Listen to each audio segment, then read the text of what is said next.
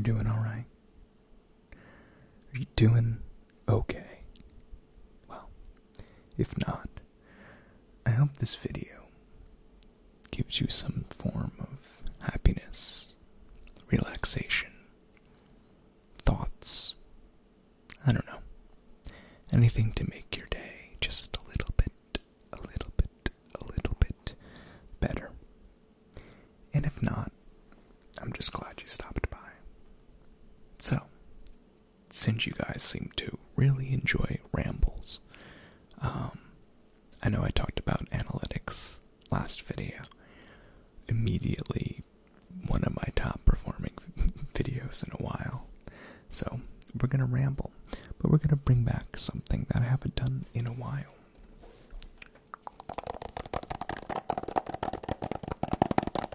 The Oblique Strategies cards.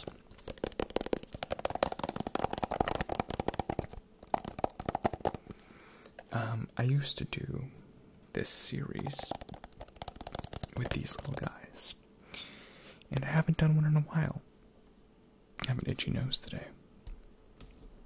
So, I figured, why not bring it back? Why not go through some oblique strategies and see how they'll help out right now?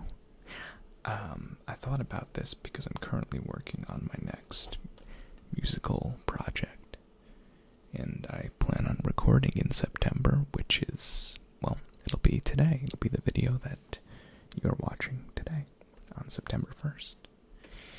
And I was writing everything this past month and forgot I had these. I didn't actually use them during this process, but I might use them during the recording process.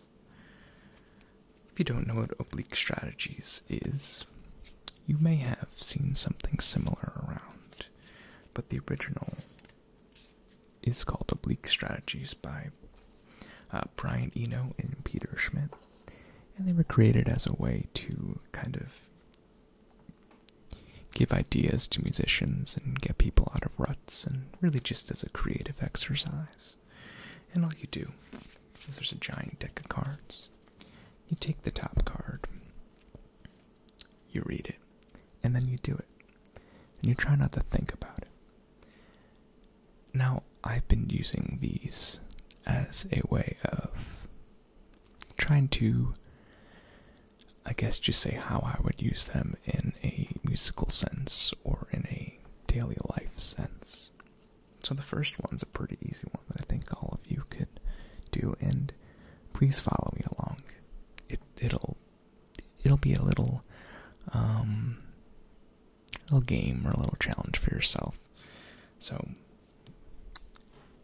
be less critical more often. Be less critical more often. Be less critical more often. That's a great first card, I think. In terms of life, that's a pretty good thing to try and live by. I know I myself am my worst enemy. I think a lot of people are their own worst enemies. We're constantly doubting ourselves, doubting our abilities, or thinking we're not as good as others. And recently, I've actually been doing what this card says. I've been meditating more. I've been being less critical about myself and what I do. And it helps to realize that you're only human. You're not a robot, and you'll only ever be human. And that we make mistakes, and you need to be patient with other humans as well. Now, musically, if I were to use this card,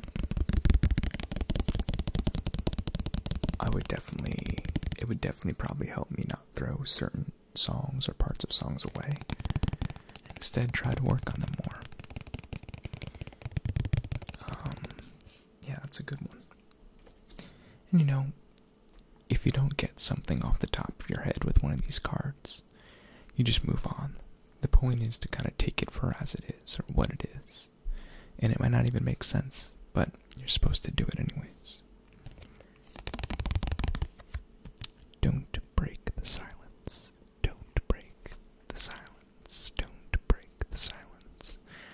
That's another really good one. I could think in a few ways. In terms of music, well, a pause before a third chorus, or a pause after a verse, a second verse specifically, that really, it builds up the anticipation of the rest of the song. And there's tons of examples of people using breaks, even if they're short breaks, and using that silence to further enhance the music. Now, I also think this can be used in ASMR videos. For instance, right there. And right there. Taking pauses after each thought. For me personally, always relaxes me more. I think it's just a way of thoughtful thinking that just makes you seem, more relaxing. It also can help in your personal life. I mean, if you're having a conversation, say with coworkers or a group of friends, sometimes you don't always have to say something. You don't always have to be a part of the conversation. You don't have to pretend like you care or know what you're talking about. You can just be present and not break the silence. Oh, here's a great one. The credits card. That's funny. So this is the revised edition from 2001. It was created in 1975. This is the 5th edition. I don't know. I'll have to check to see if there's a newer one. I don't think there is. I think the most recent, there might be a 6th.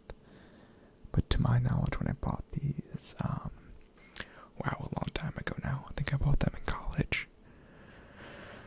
Probably 5 or 6 years ago. That was the most current. It was the most current edition, edition 5. So I have no idea if there's a new one. I'm going to take one from the middle. In total darkness, or in a very large room, very quietly. And that's what it says. So cards like this are the random ones where it's like, well, what does that mean? Take it as it is. In a, what was it? In total darkness, or in a very large room, very quietly. The first thing that comes to my mind is, in a recording setting, let's go record a stem in either in total darkness, turn the lights off while you're playing. It gives you a different feel from when you're playing. Or in a very large room, maybe there's a certain really small reverbed out part that you're trying to get, and maybe it's only a 3-second clip, but hey, let's do it in a really large room and just saturate it completely with reverb and see how that works. In a non-musical setting, I guess the first thing that comes to my mind is meditation, and how lights off, large room gives you this sense of grandiose meditation. I don't know. I've never meditated in a large room before. It seems like a really specific thing to have available to you to meditate in. Just a very large room. And have the ability to turn off the lights. Because I think in your mind right now, while you're listening to this, you're like, oh, a large room. I can go do that in my dining room. That's not large enough in my mind. I'm thinking like an auditorium just to have access to. That's a weird one. It's a fun one though. Here's a good one. This is a really good one. Humanize something free of error. That makes you think a lot, actually. Humanizing something that's free from error. Well, first off, we need to find out what's free of error. The truth. The pure truth, like the 100% truthful facts are free from error. Now you have to humanize that. Humans in general make errors constantly. It's part of being human. Perfection doesn't exist. It never will exist. A human makes so many errors. Errors are basically instinctively human. So, let's try taking a fact and humanize it. Okay, so what is something that's fact in front of me? Well, here we go. Guitar pick. It's a guitar pick. That's true. That's free from error. And it's like a light violet. That's also true. It's free from error. How do we humanize this is the question. Well, I don't know. Maybe when I'm using it, if I play softer, if I think of it as a living being, and I don't want to hurt it as much, that could in turn directly affect the sound of the song that I'm playing or that I'm writing. Maybe the part I was playing fast and aggressively now, when played softer, creates a different timbre and a different way of thinking of the song. There we go. We used it. See, it's stuff like that where it doesn't make sense in a way, but when you just go with what it says, we turned that saying into play this song lightly or play this song heavier to change the dynamic of it. And I think humanize something free of error in terms of just something we can generally take as a statement would be trying to remember that being human is to make errors, and to realize that maybe when someone's opinion isn't one of yours, maybe when the facts, the true facts, not opinions, don't fall in your favor, to realize that that person's human and that they have a whole complex set of emotions and things that make them uniquely them underneath them. And you shouldn't let one single thing determine your thoughts of them or how you perceive them as human. And to remember that making errors is uniquely, well, not uniquely, but distinctively human. Let's do one more. This is a pretty good one too. They're all good in my opinion. It just depends on how you use them. Retrace your steps. That's big. You can think of that in many different ways. Retracing your steps, literally, musically, if you get stuck in a song, could just mean, alright, let's throw this verse in there again, or let's do another chorus, or, if you play this guitar lick up and then reverse it and go down, there you go. There's your solo. It could be something as simple as that. And in life, I think that's a beautiful statement. Retrace your steps. Remember what brought you to where you are. Remember what made you you. We all have a unique set of steps we take in life that are uniquely you. No one person does life the same. And no one person should do life the same as someone else. We are, and I know I hammered this down in a different video, but we are here for such a short moment, a blip in humanity, that you should always walk your own path, even if that means remembering where you came from. And you should remember where you came from. Your memories, your past mistakes, although they no longer exist, the memories of those things do, and meditating on maybe what makes you happy or the mistakes you've made can only make you stronger. I know for a long time I used to block out a lot of things that I didn't like about myself or that I didn't like that I did, and now I've realized how unhealthy that is, and how healthy it is to actually go back and look at your mistakes and look at the situations that you didn't like, that made you feel depressed, lonely, tired, anxious, and realize that all those emotions, while at the time were bad, they only help you move forward, and they make you a stronger human, which in turn has led me to try and live more in the moment, and even through moments of sadness and depression, to really live in that emotion and try and use it to your advantage.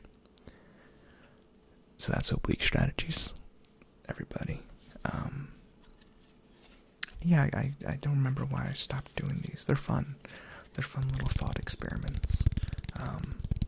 And they're great if you're a musician or an artist and you're stuck in any sort of way. I'm telling you, get yourself a stack of these cards. There's an app. I think there's probably several apps by now, people copying this. But I've always noticed that the copies of Oblique Strategies are awful. They're too generic. You don't get the weird questions, like, or the weird cards, like, in a very large room in darkness, or something, whatever it was. You don't get those cards. That you get, try making it brighter. Okay. You know, I'm sure that card exists in this too, but you get ones that make you think, and that's the point of Oblique Strategies, is to try and restart that creative process. So, I hope you guys had a good morning, a good morrow, a good yesterday, a good future, a good fifth universe. You know, there's 5 of them, right? A good different dimension. Yeah, you know, thank you all for joining, and I'll see you on the next video. Good night.